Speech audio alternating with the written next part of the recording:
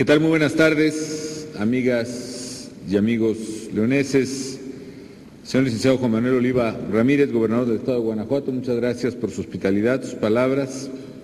Saludo a la magistrada también Raquel Barajas, presidenta del Supremo Tribunal de Justicia, al maestro Ricardo Sheffield, presidente municipal de León, al señor José Antonio Bugaber, vicepresidente de la Confederación Nacional de Cámaras Industriales, a Armando Demetrio Martín Dueñas, presidente de la Cámara de Industria del Calzado del Estado de Guanajuato, con quien tuvimos una reunión hace unos momentos, a don Ariel García Maya, presidente del Consejo Coordinador Empresarial de Irapuato, a don Federico Cermeño Padilla, presidente del Consejo Coordinador Empresarial de León. Muchas gracias, don Federico, por sus palabras. Aquí me traje su discurso así nomás como acordeón para poder comentar algunas cosas, ¿no?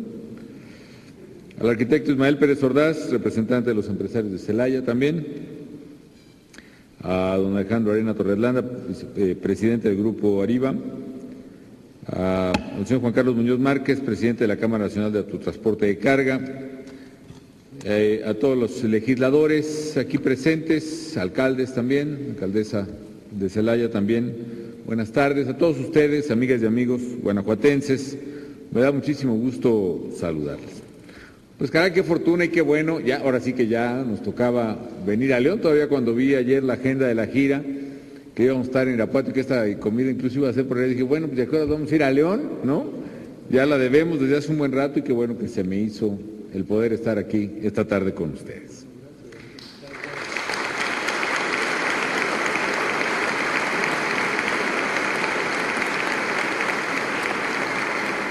Además, ahora sí que doble lotería porque no solo pude estar en León aquí esta tarde, sino también estar en este bellísimo Teatro Bicentenario. La verdad, muchas felicidades, qué extraordinario lugar, de los mejores de América Latina, como comentábamos con don Roberto Plasencia hace un momento. Y qué bueno que, desgraciadamente yo no pude estar en la inauguración porque fue justo en la COP16 que tuvimos en Cancún y que salió, no es por nada, salió muy bien. Y a mí me dio mucho gusto que desde el gobierno federal pudiéramos apoyar con casi la mitad de los 560 millones de pesos para que León y Guanajuato en general y todo el Bajío y México contara con un teatro, con un lugar de conciertos de clase mundial, como hace un buen rato merecía esta gran ciudad. Así que vamos a dar por estrenado en este momento, por lo que a mí toca también, el Teatro Bicentenario, a reserva de venir, como hemos comentado, a algún buen concierto por aquí.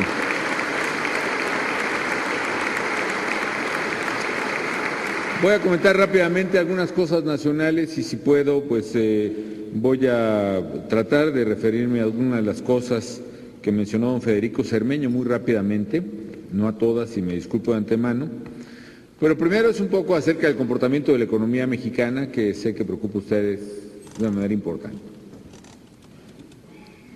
La verdad, amigas y amigos, es que el año 2010 fue un muy buen año en materia económica.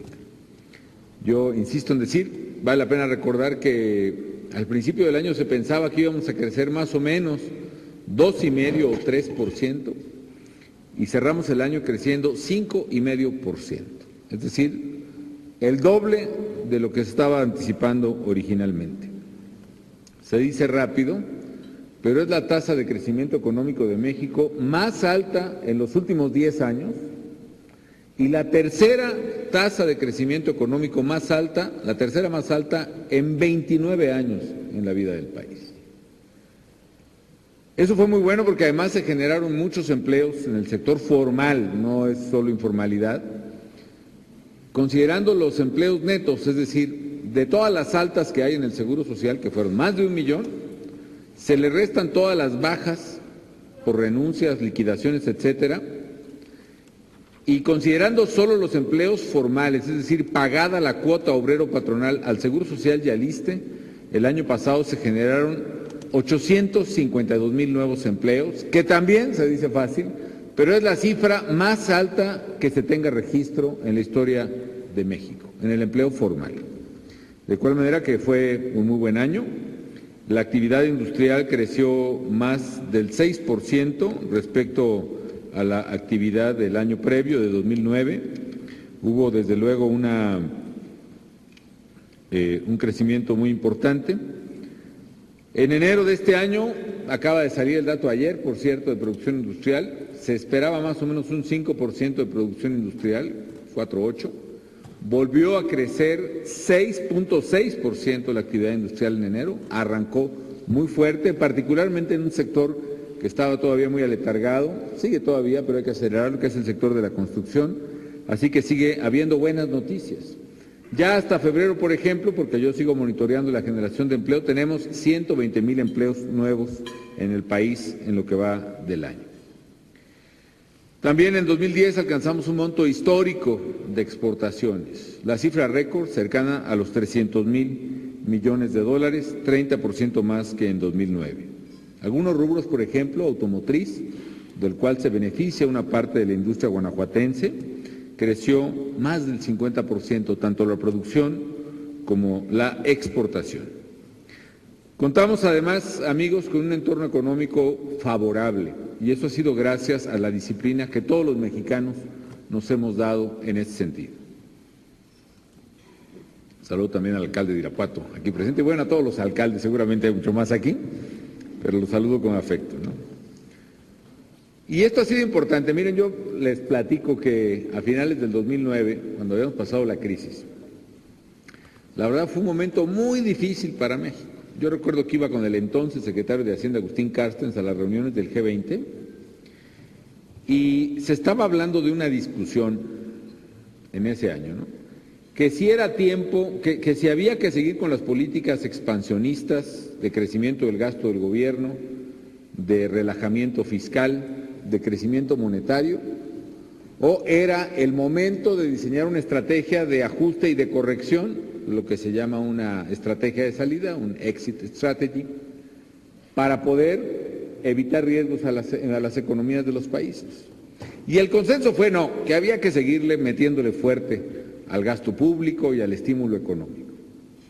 Y la verdad, con el secretario de Hacienda nos quedamos viendo y dijimos, híjole, mano, pues eso será en otras partes, pero aquí la verdad es una cosa muy complicada, ¿no? Se nos había caído la recaudación, imaginen ustedes, con una crisis con casi el 10% el segundo trimestre de 2009, con influenza y todo lo que nos pasó, pues no había recaudación casi. Se nos cayó la producción de petróleo, porque ya los yacimientos viejos, pues ahora sí que se empezaron a acabar, mala suerte, sobre todo Cantarell, y 200,000 barriles menos, tan solo 2008 a 2009. Échenle cálculo a $100 por barril, lo que significó para las finanzas públicas. Pues ahora sí que no hay otra sopa, mi estimado. Aquí los otros seguirán con su política de expansión, pero nosotros tenemos que empezar a corregir. Ustedes recuerdan lo difícil que fue 2009, ajuste tributario, reducción del gasto público. Si recuerdan, propuse cerrar 3 secretarías de Estado, algo inédito en México. Lo que eso el Congreso finalmente no aceptó, pero lo que sí estaba en mis manos lo hice, que fue la liquidación de Luz y Fuerza del Centro, que le costaba al país más de 50,000 millones de pesos al año y una gran ineficiencia.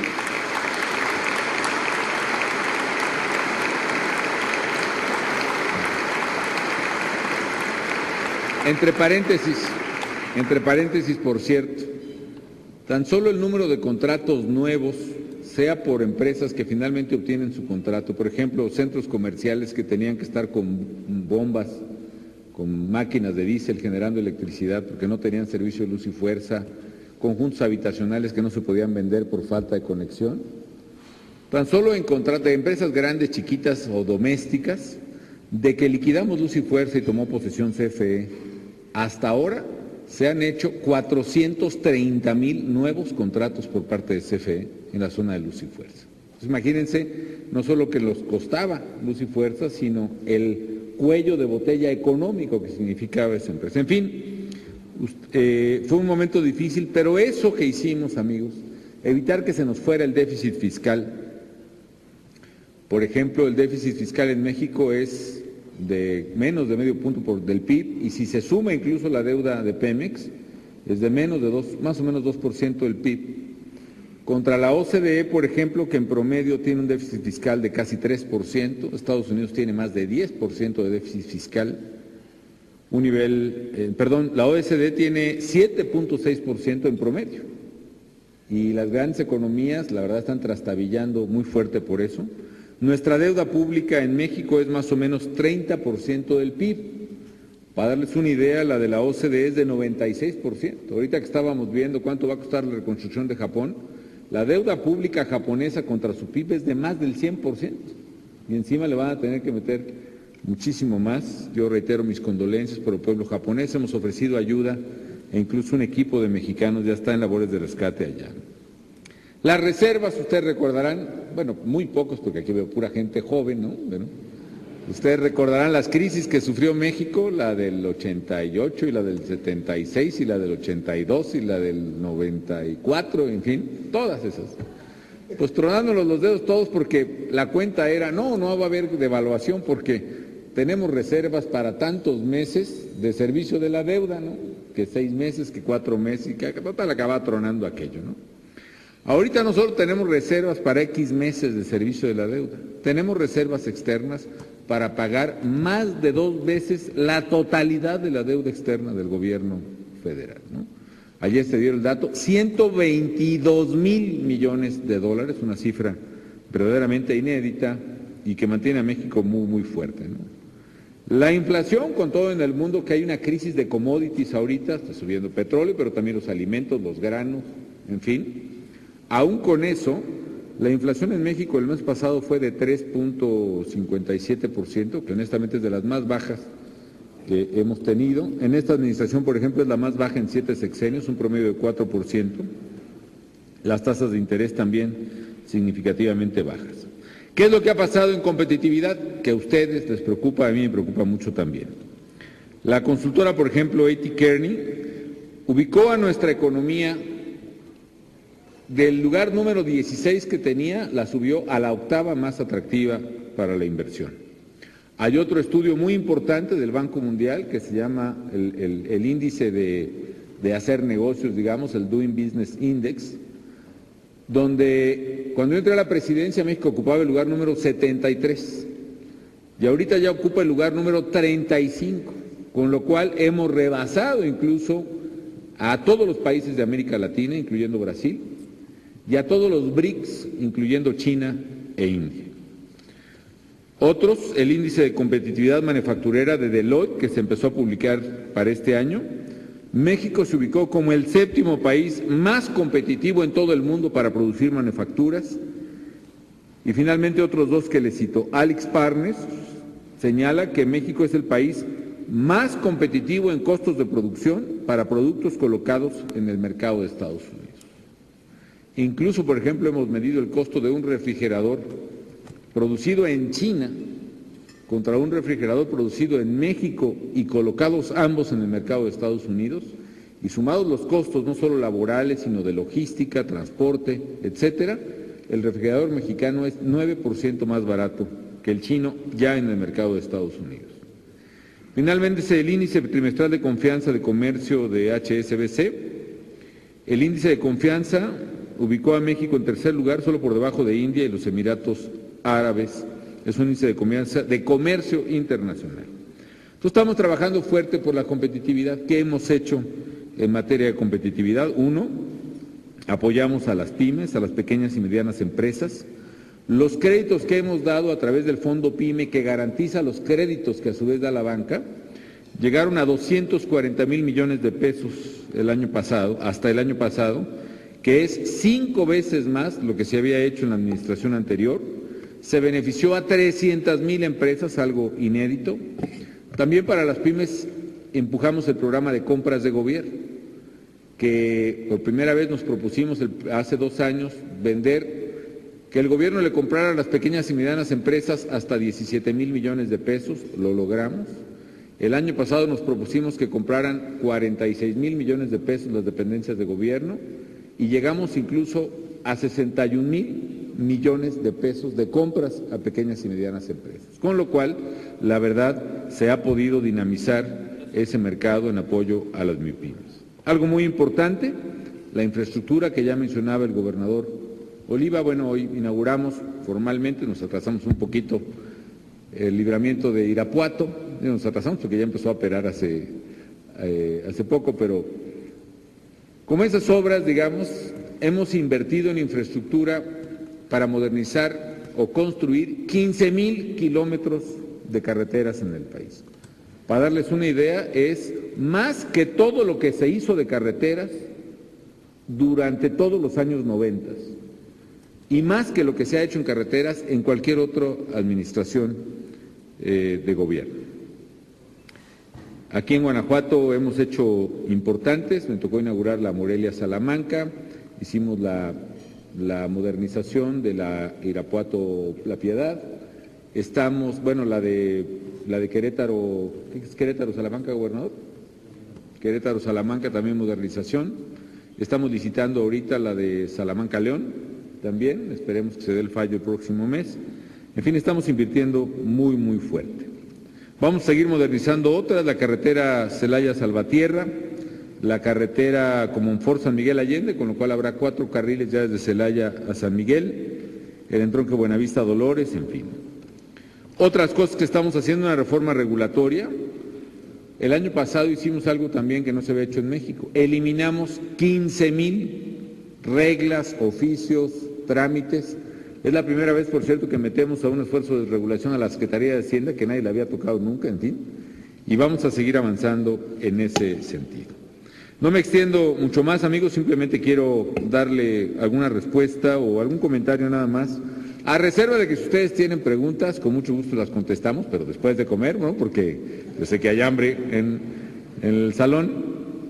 Primero, el libramiento ferroviario de Celaya. Yo, como he dicho, tengo un gran cariño por esa ciudad y tengo un compromiso muy, muy firme, sabe el secretario de Comunicaciones y Transportes aquí presente que es una prioridad de mi gobierno, que se construya ese libramiento ferroviario de Celaya, ya está de acuerdo el gobierno federal, ya están de acuerdo las empresas ferroviarias, ambas, lo que nos falta ahorita es liberar los derechos de vía y con eso nos vamos recio, como decimos, para la construcción del libramiento ferroviario. Es más, si me pueden echar la mano ahí, como lo hicieron con el otro terrenote acá de Salamanca, la verdad me ayuda mucho.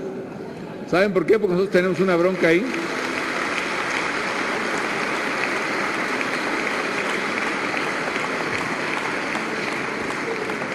Aquí en León tenemos una bronca. Como es tan severa ya la regulación en materia de función pública y responsabilidad de servidores públicos, nosotros, como gobierno, no podemos pagar un precio distinto o mayor al que nos dé el avalúo del Instituto de Bienes Nacionales.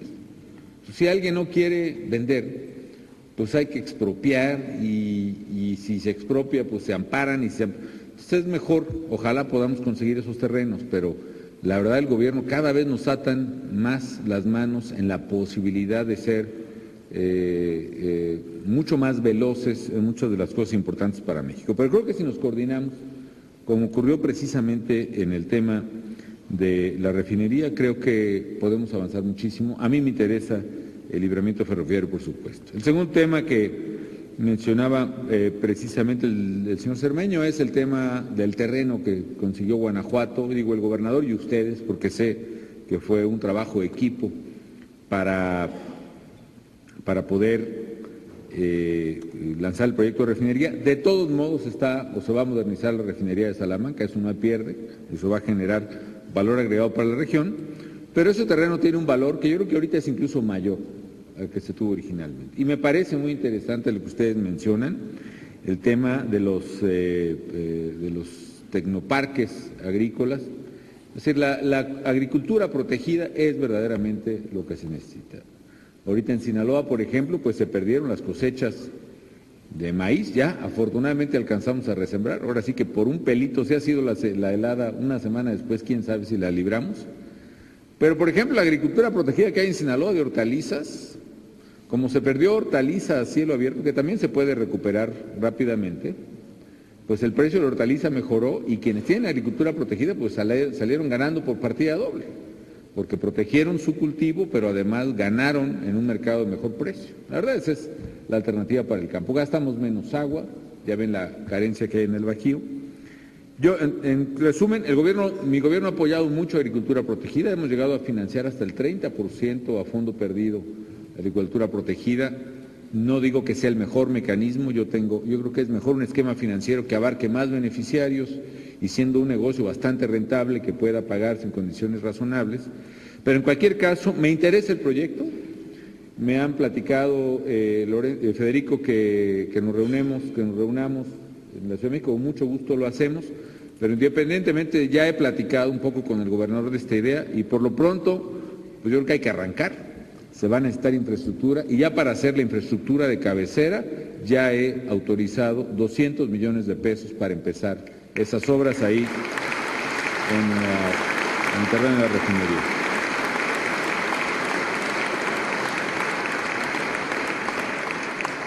Los otros temas, tanto los parques industriales, los podemos platicar con el gobernador. Creo que la infraestructura que hemos hecho en Guanajuato, platicaba, gobernador, que cuánto hemos invertido ya en infraestructura entre público y privado, estábamos en 46,000. 66,000 millones de pesos de infraestructura en Guanajuato, o sea que no es por nada, pero como nunca, ¿no? La verdad es que más que nunca se ha invertido en infraestructura en Guanajuato. Eso es lo que genera competitividad para esta zona. Las nuevas inversiones que yo venía a augurar, por ejemplo, las de PepsiCo Quaker en Celaya, la de los rastrillos Gillette, por ejemplo, de Procter & Gamble, es Procter & Gamble, ¿verdad? ¿Sí? La de Volkswagen de motores que mencionaba, la de las llantas, es Pirelli, ¿no? En fin, varias inversiones muy fuertes, 5,000 millones de dólares de inversión extranjera en Guanajuato. La verdad es que estamos con todo y vamos por más, por supuesto, porque este estado tiene una gran vocación. La aduana interior,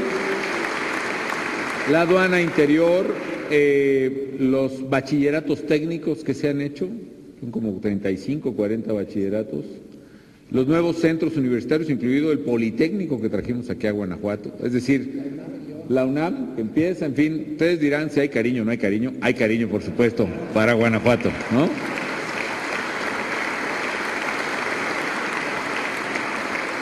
Zonas metropolitanas es un presupuesto muy disputado en la Cámara, se politiza mucho, la verdad, se hacen jalones y estirones entre zonas metropolitanas, pero con mucho gusto platicamos de eso aquí con el presidente municipal, Ricardo Sheffield, con quien además fuimos compañeros en la legislatura del Congreso, que podemos platicar y sé de las enormes necesidades de infraestructura de León. Ojalá podamos concretar muchos proyectos como lo hemos hecho con varias ciudades de esta bella entidad. Finalmente, dos temas. Uno, Zapotillo. Es un proyecto para mí bien importante. No soy ni leonés ni guanajuatense, pero para mí es bien importante porque sé que está totalmente desequilibrado los acuíferos en el Bajío. E independientemente de que sí considero muy importante que se tecnifique el uso del agua, porque la verdad ya es verdaderamente una injusticia desperdiciar el agua con tanta necesidad de la gente que hay incluso para consumo. El hecho de traer agua de otras cuencas nos ayuda a que los acuíferos no solo no se sobreexploten, sino también para que haya agua para la gente, que para mí es la prioridad. No hay prioridad más importante para un gobierno en materia de agua que el consumo humano.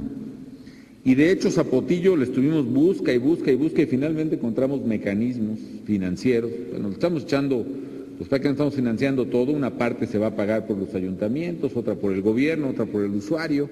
El gobierno federal está metiendo a fondo perdido a través, por un lado presupuestal y por otro lado el fondo de infraestructura, pero sí, en resumen, no solo vamos a hacer, ya estamos haciendo la presa Zapotillo para León, ya lleva un 20% y espero que podamos verla, pues no sé si la alcanzamos a ver acabada, gobernador, yo creo que sí, ¿verdad? Tenemos que, porque si no, pues qué chiste tiene, ¿no? Pero estamos trabajando muy fuerte en la presa Zapotillo, ¿no? No lo mencionó Federico, pero otra presa muy importante es la presa que le da agua a San Miguel y a Celaya, que es la presa del Realito, que está en los linderos de San Luis Potosí y Celaya. Y esa presa además le va a dar agua a la ciudad de San Luis Potosí. Si ustedes fijan, amigos, la verdad estamos dando de solución, no definitiva, pero sí por lo menos 30 años, que es bastante, pues a las poblaciones más importantes del Bajío.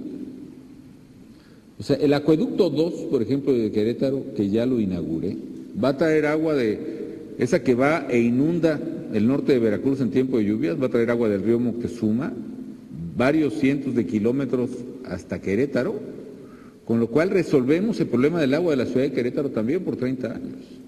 Con la presa Zapotillo vamos a resolver el problema de León y con la presa El Realito resolvemos el problema de Celaya. Y aparte estamos haciendo plantas de tratamiento en toda la zona, y ahí vamos, ahora sí que ya perdí la cuenta, no, bueno, ustedes aquí, pero creo que en el país, bueno, en fin, cientos ya, con lo cual estamos dándole solución estructural a este problema. Entonces, habrá presa Zapotillo, habrá presa El Realito, y con ello vamos a dar una solución sustancial al consumo de agua, tanto en León como Celaya, como en otras poblaciones del estado. Finalmente, la industria del calzado, tuvimos una reunión muy productiva con la directiva de la industria del calzado. Hace un momento me han planteado con toda claridad la problemática de esta industria. Yo sé lo importante que es la industria del calzado para el país. En general, toda la cadena, de la cadena cuero, calzado, marroquinería. Sé los empleos que genera.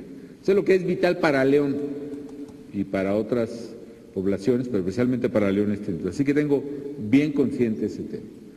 También, amigas, ustedes recordarán, cuando yo recibo el gobierno, prácticamente me encuentro un acuerdo que ya está no solo negociado y firmado, sino en marcha, que es el acuerdo que eliminaba totalmente los aranceles con el comercio chino. Hicimos un esfuerzo, que estuvo ciertamente en chino, pero lo hicimos, ¿no?, para poder negociar y revertir ese acuerdo, y logramos 4 años más de transición para este proceso, ¿no? En el ínterin, la industria del calzado, sin embargo, sé que los empresarios le han metido mucho, se han modernizado, le han platicado proyectos muy importantes de capacitación, de adquisición de tecnología, diversificación de mercados. Me platicaba el presidente cómo incluso han crecido en estos años las exportaciones. Hace 2 años un crecimiento de 10, casi 20 el anterior a ese. El año pasado un crecimiento de exportaciones del 30%.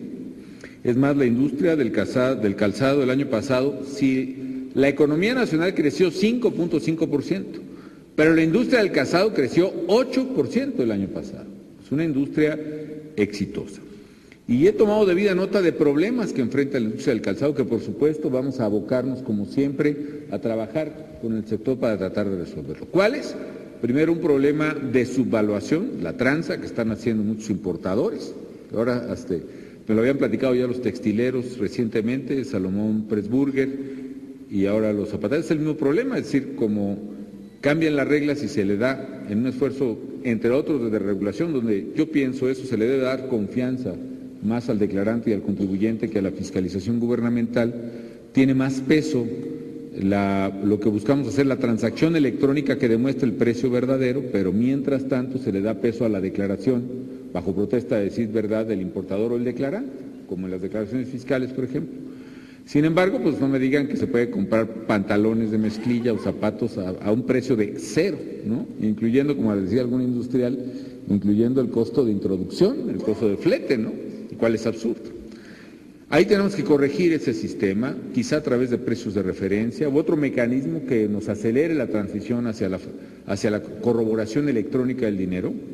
Pero mientras tanto también esa información a mí me sirve mucho. ¿Por qué? Porque una empresa que importa a 0 o a 50 centavos y vende a 10, 20 o 100 veces más en el precio de mercado, es una empresa que está haciendo una utilidad de este tamaño, y es una empresa que me debe el 30% de esa utilidad, y entonces se las vamos a ir a cobrar, y con muchísimo gusto, a través de administración tributaria, ¿no?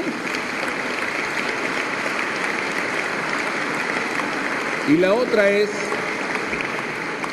veamos cómo podemos resolver este tema del fin de la transición con China. Yo estoy plenamente consciente de que siguen existiendo disparidades en las condiciones de mercado, que son reglas internacionales que nos obligan, la propia entrada a la Organización de Comercio Mundial de México hace muchos años, los tratados que tenemos, pero sí, evidentemente, una cosa sí les puedo decir a mí. Yo soy alguien que cree en el comercio libre, en el libre comercio, porque sé que genera beneficios a productores y consumidores. Pero una cosa es creer en el comercio libre y otra cosa es creer en el comercio, pues, ¿cómo le llamaremos, no? Una cosa es la competencia global y otra cosa es la competencia desleal. Yo creo en la competencia global, pero no en la competencia desleal. Así que vamos a trabajar, sujetos obviamente a la restricción de cumplir con nuestras obligaciones pero vamos a trabajar con la industria para evitar que haya un daño y que efectivamente de manera injusta, indebida, abusiva se afecte esta gran planta productiva de la industria que está establecida en esta bella ciudad de León. Me he extendido mucho, la verdad es que yo creo que lo que procede es que comamos y si hay tiempo, con mucho gusto contestaré algunas de sus preguntas. Muchísimas gracias. Buen provecho.